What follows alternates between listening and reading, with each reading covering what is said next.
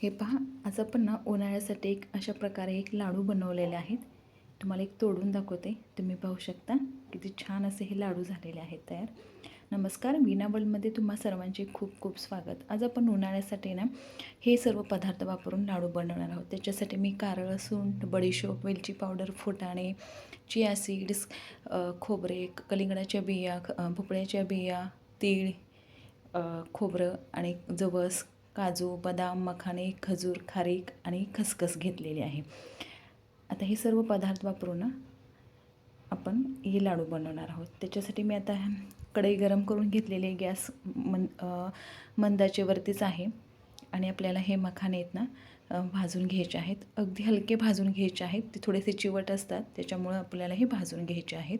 आणि आपण छान भाजून घेतलं ना याची चव पण छान लागते आणि लाडू आहेत ना भरपूर दिवस टिकतात हे. आता हे मखाणे छान भाजून घेतलेले आहेत. त्याच्यानंतर मी 8 ते 10 काजू, बदाम आणि 2 चमचे टरबुजाच्या बिया आणि 2 चमचे भोपळ्याच्या बिया त्या पण आपण छान भाजून घ्यायच्या आहेत. त्याच्यानंतर एक छोटी वाटी मी हे खारीक छान अशी फोडून घेतलेली आहेत बिया काढून, आणि ती पण आपल्याला अशी ही भाजून घ्यायची आहे. तुमच्याकडे खारीक पावडर असेल तर तुम्ही शेवटी खारीक पावडर वापरू शकता. आणि त्याच्यानंतर ना हे आपण जे फुटाणे असतात ते फुटाणे जे वरची साल काढून ते डाळ घेतलेले आहेत काढून, आणि हे पण छान आपल्याला अगदी मंदाचेवरती छान असं हे खरपूस भाजून घ्यायचं आहे. हे आता पण छान भाजून झालेलं आहे. हे आपण काढून घेणार आहोत. उन्हाळ्यामध्ये हे सर्व पदार्थ खाल्ले ना तरी खूप छान असं शरीराला थंडावा निर्माण होतो. सांधेदुखी असेल तरी पण आपण हे छान असं हे पहा. आता हे जवस पण मी छान असे तडतड उडेपर्यंत भाजून घेणार आहेत. जवस ही आपल्या शरीरासाठी खूप फायदेशीर असतात, तर तेही आपण भाजून घेतलेले आहेत.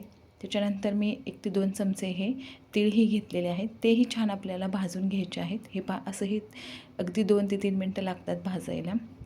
तेही छान असं हे भाजून घेतलेलं आहे. तेही आपण काढून घेणार आहोत. यातला एखादा पदार्थ कमी जास्त असेल तरीही चालेल. त्याच्यानंतर मी हे 2 वाटी खोबरं घेतलेलं आहे, सुकं खोबरं. सुकं खोबरं नसेल तर तुम्ही डेसिकेटेड कोकोनट घेतलं तरीही चालेल. आता हे सुद्धा आपल्याला अगदी सोनेरी कलर येईपर्यंत भाजून घ्यायचं आहे.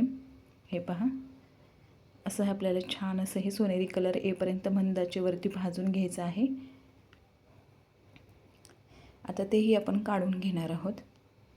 त्याच्यानंतर ना आता मी हे चिया सीड्स घेतलेले आहेत. घरात होते म्हणून मी ते घेतलेले आहेत. नाही घेतले तरीही चालतील. आणि हे कारळही घेतलेलं आहे मी. कारळ असं जास्तीचं खाल्लं जात नाही म्हणून मी अगदी 1 ते 1.5 चमचाच हे चिया सीड्स आणि कारळ घेतलेलं आहे. आणि तेही आपण छान कढईमध्ये असं भाजून घेणार आहोत. आणि आपण ते आता काढून घेऊया. त्याच्यानंतर ही सुंठ, बडीसोप आणि हे पहा वेलची मी सोलून टाकलेले आहेत याच्यामध्ये. त्याही आपल्याला अगदी छान फक्त गॅस बंद केलेला आहे त्याच्यावरती असं हे फक्त गरम करून घ्यायचं आहे. गॅस बंद केला असला तरी कढई आपली गरमच आहे, त्याच्यामुळे मी उलटण्याने पुन्हा हलवून घेतलेलं आहे. त्याच्यानंतर गॅस चालू केलेला आहे आणि त्याच्यामध्ये मी हे तूप टाकून घेतलेलं आहे.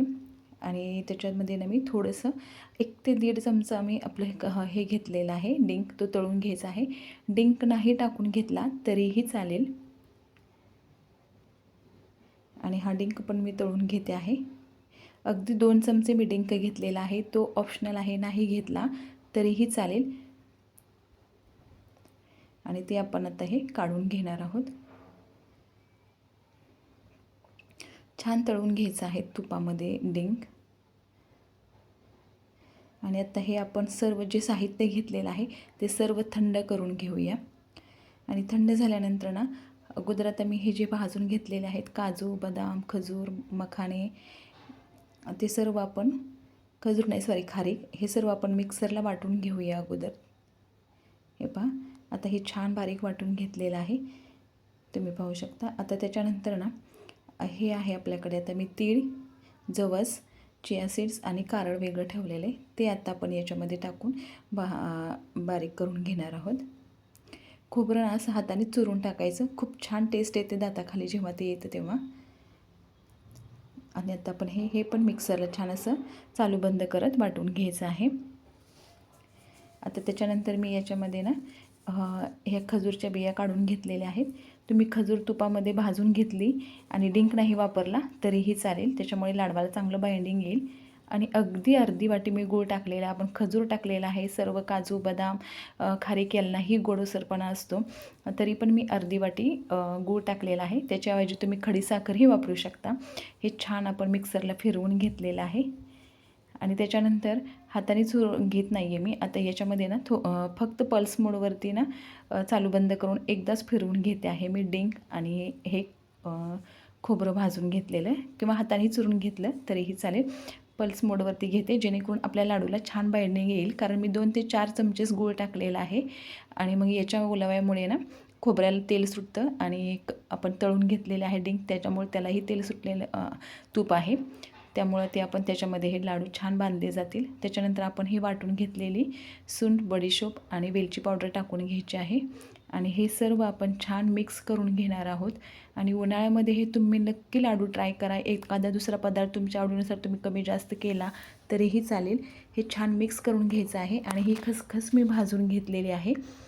अशा प्रकारे आपल्याला ज्या छोट्या मोठ्या आकारात लाडू हवे आहेत त्या आकारात लाडू हे बांधून घ्यायचे आहेत किंवा वळून घ्यायचे आहेत आणि नंतर याला ना खसखस आपण लावून घेणार आहोत किंवा ही खसखस तुम्ही याच्यामध्येच टाकली तरीही चालेल.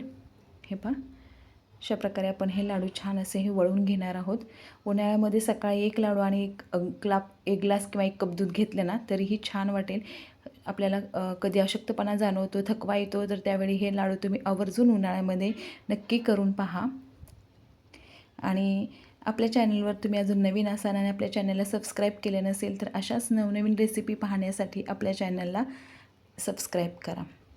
हे पहा, अशा प्रकारे आपण त्याला थोडंसं खसखसमध्ये घोळवून घेणार आहोत आणि परत अशाच प्रकारे आपण आता हे सर्व लाडू आपण बांधून घेणार आहोत. हे पहा, किंवा वळून घेणार आहोत.